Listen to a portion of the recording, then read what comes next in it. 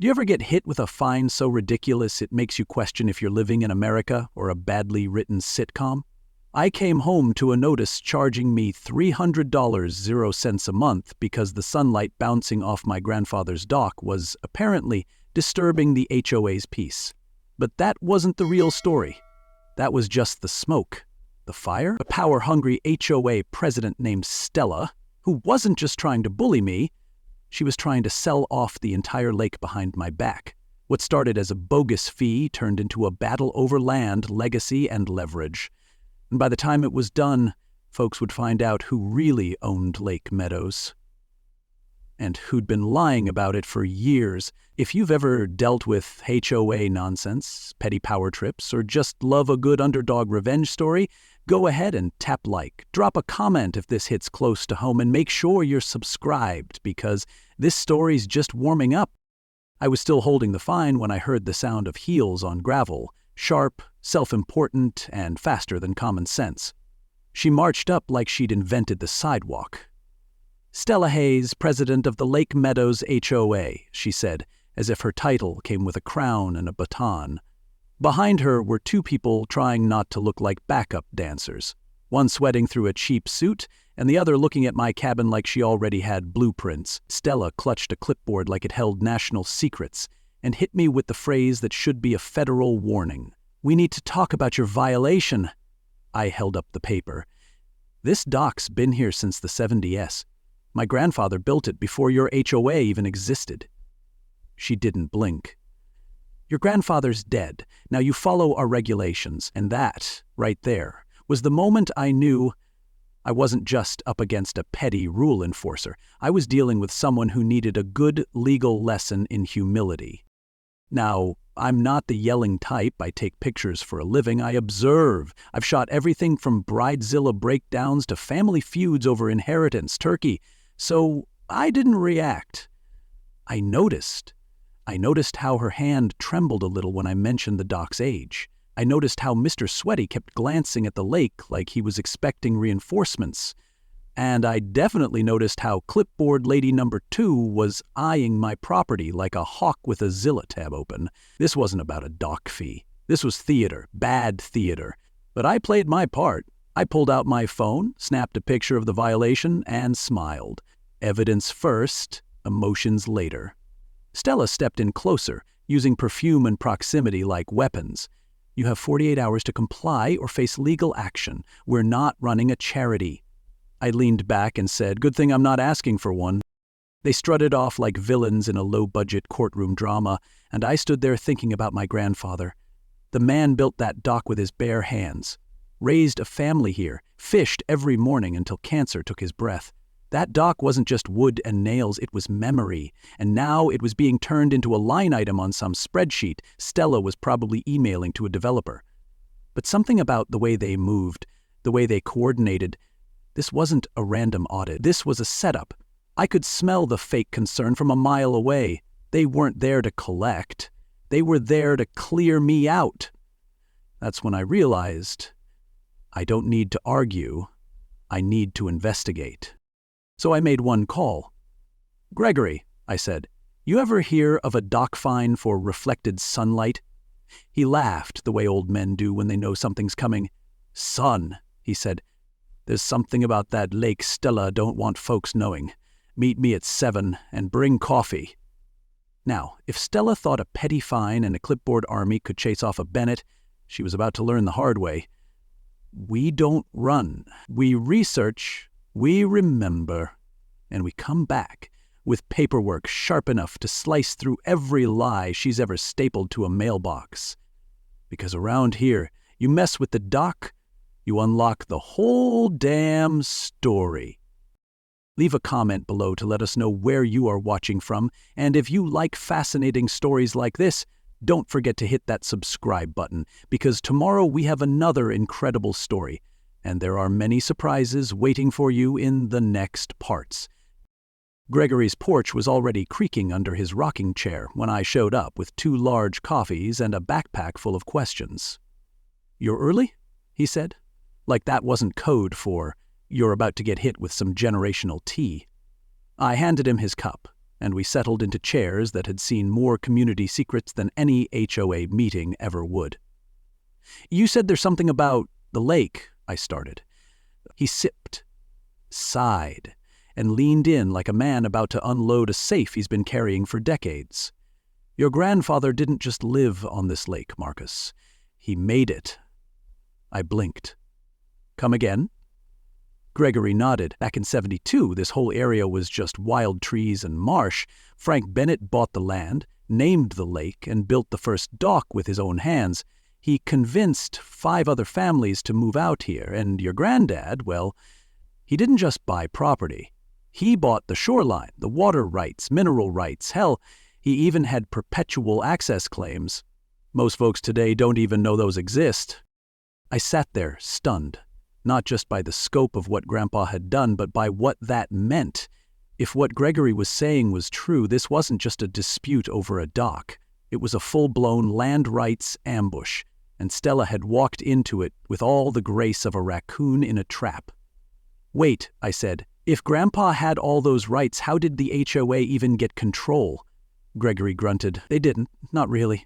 In the '80s, some of the new neighbors wanted an association to keep the peace, trash pickup, security lights, holiday potlucks, that kind of thing. Your granddad agreed to it, but he never signed away a single right, not one. He believed in community, but he trusted paper more than people."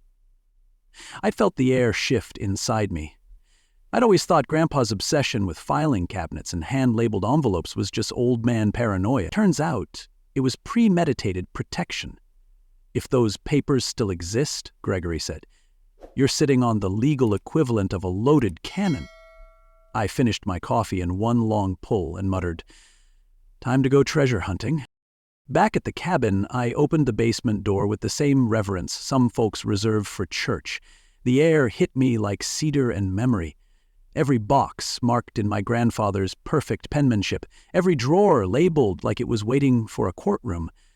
"Lake Meadows original purchase, important," read one faded envelope wedged behind a plastic bin of Christmas lights. And just like that, I found it. The deed, dated March 15, 1972, signed, notarized, clear as day. Frank Bennett didn't just own property. He owned the lake bed, he owned the water, he owned dock rights, and in a twist Stella wasn't going to love, he'd passed all of it down to me. I sat on the basement floor, paper shaking in my hands, and for a second, I felt 2 things, power and fury. Power because I had every legal right to tell the HOA to go jump in my fury because they had the nerve to try and shake me down like I was some gullible newcomer with a blind spot for beef. That's when my phone buzzed. Grace Roberts, real estate attorney. Smarter than Stella, sharper than a divorce decree. We'd only crossed paths at one HOA meet and greet, but she was one of the few people who didn't seem drunk on HOA Kool-Aid. "Marcus," she said, "I was at the emergency board meeting. Stella's moving fast. She's trying to push a new dock fee policy, and there's talk of backdated violations. You need to see me." I told her about the deed. Silence. Then, "Bring it. Now." An hour later, Grace was holding the document like it was a golden ticket to a courtroom takedown. "Marcus, this isn't just a deed, it's checkmate. Your grandfather structured this to bulletproof future generations. This gives you the legal standing to challenge every lake decision the HOA's made since its creation." She leaned back and stared at the ceiling. "But you can't confront her yet, not until we've filed this with the county." I raised an eyebrow. "So what do we do?" She smiled. "We wait. We let Stella dig her own grave, and when the hole's deep enough, we bury her lies in it." By the time I left her office, I had a copy of the deed, a list of next steps, and a legal strategy that looked more like a chessboard than a plan. Stella thought she was playing checkers. But here's the twist. Her moves were actually making our case stronger. Every fine, every threat, every fake safety concern, that was all fuel, all evidence. She wasn't just being overzealous. She was building a pattern of harassment. And Grace? She was keeping receipts. I drove home slow, eyes scanning every house on the lake, wondering who else had been targeted, who else had just swallowed the fees, thinking it was easier than fighting. That's when I made a decision. I wasn't just fighting for my dock anymore. I was fighting for my grandfather's legacy. For everyone who'd ever been intimidated into silence by someone with a title and a clipboard. If you've ever had someone try to rewrite your family's history, erase your rights, or gaslight you into giving up what's yours, don't. Get informed, get organized, and get loud. Because if you don't defend what's rightfully yours, someone like Stella will convince the whole neighborhood it never belonged to you at all. I thought the real fun would start in court. Turns out it started with Stella showing up the next morning again, with a full entourage like she was running for dictator of Lake Meadows. Except this time, she didn't bother knocking. She was already down by my dock, pacing like she was waiting for a drone strike. I watched from the cabin window as a man in a suit took measurements with a laser tool while the clipboard twins hovered and whispered. Stella kept checking her phone like she was expecting a call from the governor. What she didn't know was that I'd already mounted a camera system along the side of my porch, old wedding gear repurposed to record HOA shenanigans in 4K. Every smug glance, every whispered plan, every time she pointed at my dock like it personally insulted her, recorded. That morning wasn't about compliance. It was about calculation. And if Stella thought she was intimidating me, she really should have asked herself why I hadn't come outside yet. By noon, they were gone, and my phone rang like it had just landed on a list. Grace. "We've got a problem," she said. "County clerk's office got a call this morning trying to challenge the validity of your deed." I raised an eyebrow. "Stella? Not directly," she replied. "But a developer, Lux Resorts, just submitted a zoning inquiry about Lake Meadows, and they're using language that matches everything Stella pitched at last year's HOA vision session, and just like that, the real game showed its face. This wasn't about fines or community safety. This was a land grab. My dock wasn't in violation. It was in the way. "I think your HOA president has bigger plans," Grace said, "and your lake rights are the last obstacle." I sat back in Grandpa's old chair and stared at the water. "Then we let her keep thinking she's winning," I said. "The more rope she pulls, the harder it'll snap when the truth drops." Grace laughed. "That's the spirit. Just make sure you document everything."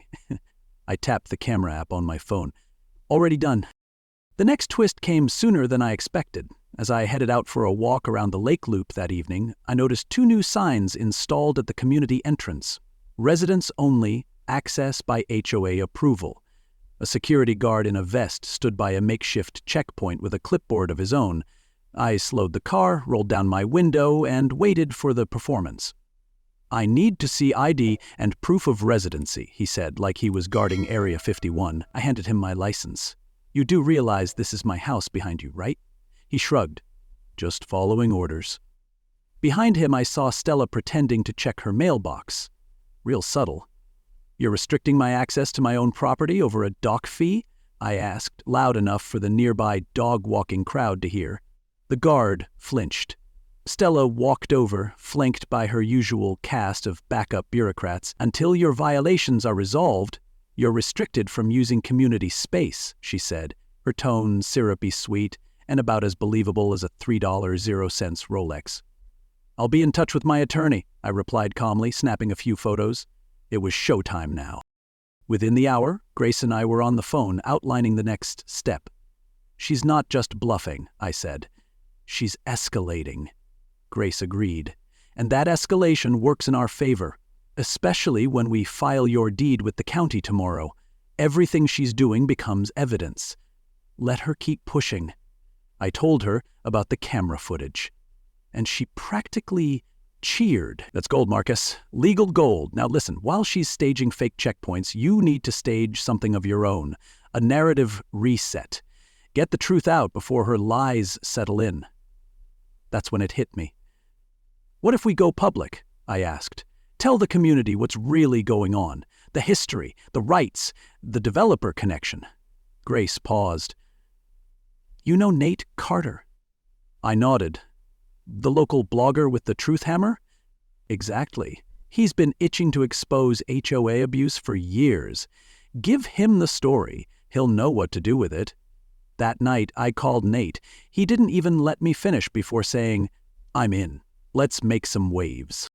The following day, I drove to the courthouse and filed my grandfather's deed. The county clerk raised her eyebrows as she skimmed it. "This is comprehensive," she said. "I'm assuming there's a conflict with your HOA?" "Just a little disagreement over who owns the water," I smiled. 2 hours later, it was official. Lake Meadows had a new sheriff, and it wasn't the HOA. Grace filed a public notice, Nate published a teaser article, and I sat on my dock that evening, beer in hand, watching the sun bounce off the water like it was winking at me. Stella had her checklist, I had documentation, she had fear, I had legacy. The next move was hers, and something told me she'd go too far, because people like her always do. So if you've ever felt boxed in by power you didn't vote for, bullied by fake authority, or told to sit down and take it, don't. Stand up. Ask questions. File your papers. And always record everything, because truth doesn't just speak. When you're ready, it roars. The community center hadn't seen that many cars since the 4th of July pancake breakfast. Word had gotten out. Stella called for an emergency HOA meeting to address what she now called the false ownership claims of one disruptive resident.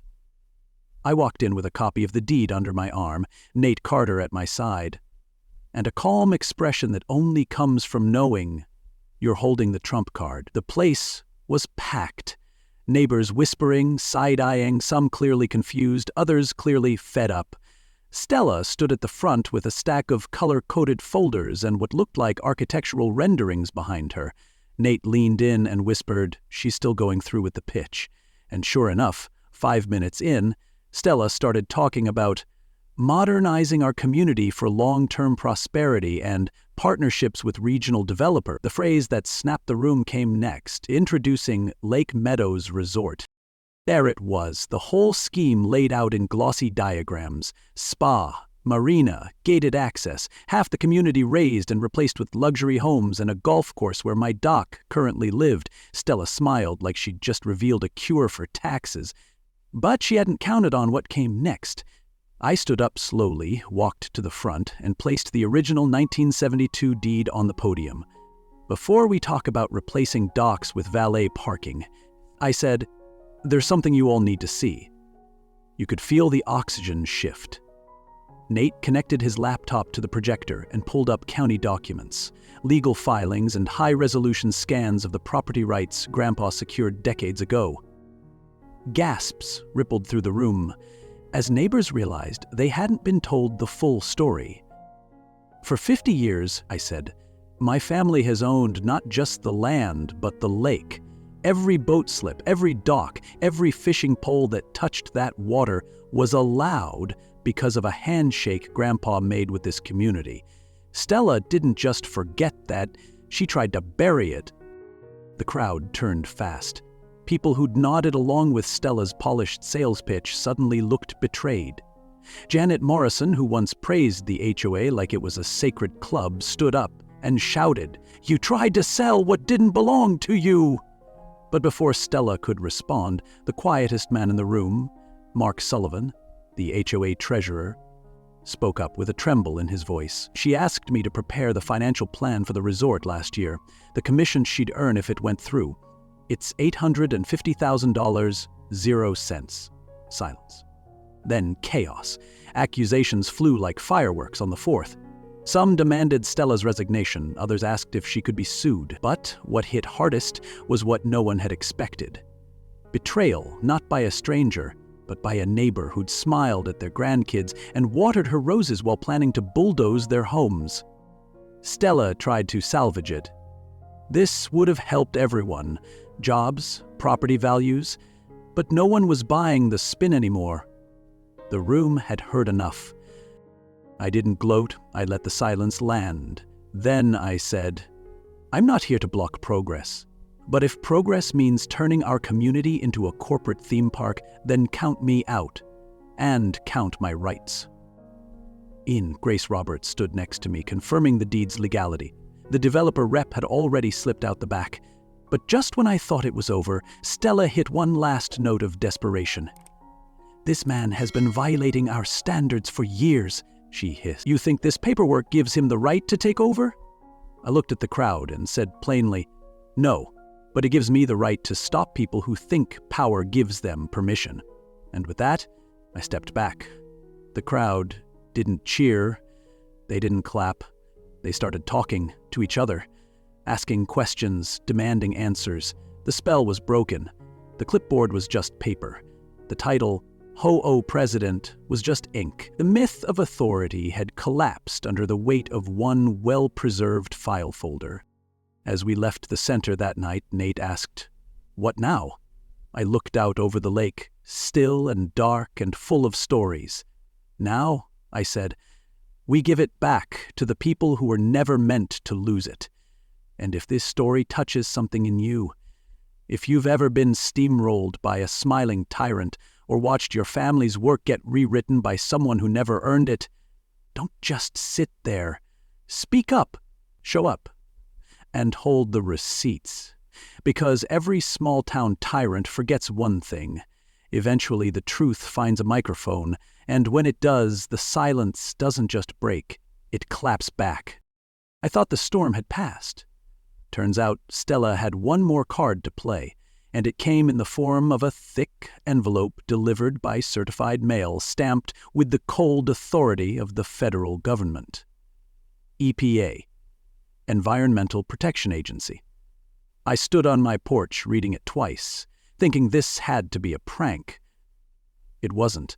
According to the complaint, my dock was violating water quality standards, disrupting the lake's ecosystem, and, my personal favorite, operating without historical permitting. The fine print threw around potential penalties that added up to more than $50,000, 0 cents. And the punchline? The complaint was filed by a concerned community member. I didn't need a lie detector to know who that was. I just laughed and muttered, "Stella's throwing the kitchen sink now." But the laugh didn't last. By afternoon, the community group chat had blown up. Neighbors who had been ready to elect me mayor last week were suddenly panicking about the lake being shut down. Some thought I triggered the EPA out of spite. Others just wanted someone to blame before the boating season got nuked. Grace called before I could dial her. "I've seen the paperwork," she said. "It's dirty, but it's technically legal. She didn't accuse you by name, just submitted doctored photos and bogus water test results. And the EPA has to investigate." I sank into Grandpa's leather chair and let the weight hit me. Stella wasn't just playing dirty now. She was weaponizing the system to force me to give up what was rightfully mine. I was holding the deed, but she was swinging public opinion like a hammer. "So what's the play?" I asked. Grace's tone shifted. "You fight it, but not just with lawyers, with facts, and maybe with a little truth bomb of your own." Enter Nate Carter. He called that evening, voice buzzing with caffeine and conspiracy. "I've been digging," he said, "and you're not going to believe what I found." Turns out, 6 months ago, long before the dock drama started, I'd emailed the EPA myself. Yeah, me. I'd flagged potential contamination risks from a development proposal linked to Lux Resorts. My email had asked them to preemptively investigate if the lake was at risk from runoff, erosion, and overdevelopment. I'd even attached a few of Grandpa's old lake reports. "Marcus," Nate said, "your call is what triggered the EPA's preliminary review, not Stella's stunt, but she hijacked it, submitted fake data, and made it look like you were the polluter. This whole complaint is a flip job." I sat there stunned. She hadn't just filed a complaint. She'd hijacked my own concern for the lake and twisted it into a weapon against me. That wasn't just desperate, that was surgical. Grace arranged a second emergency meeting. This time, the community center felt like a courtroom. Stella arrived with that smug calm people wear when they think they've won by outlasting the truth. She walked up like she was about to accept an award, not realizing the trophy was about to explode. I didn't speak first. Nate did. "Folks, I've spent the last week cross-referencing every part of the EPA complaint with Marcus's original communication from 6 months ago." Then he dropped the bomb. Side-by-side comparisons. metadata from photos, water reports Stella had forged and submitted under anonymous claims. The crowd went silent. Then Grace stepped up, confirming it all. The EPA's current investigation is based on misinformation submitted by a party with financial interest in removing Mr. Bennett's dock. That party is Stella Hayes. Stella tried to interject, but the room wasn't having it. Neighbors who'd been ready to burn my dock last week were now burning holes through her. "You used the EPA to scare us?" someone shouted. "You lied to us, to sell us out," someone else yelled.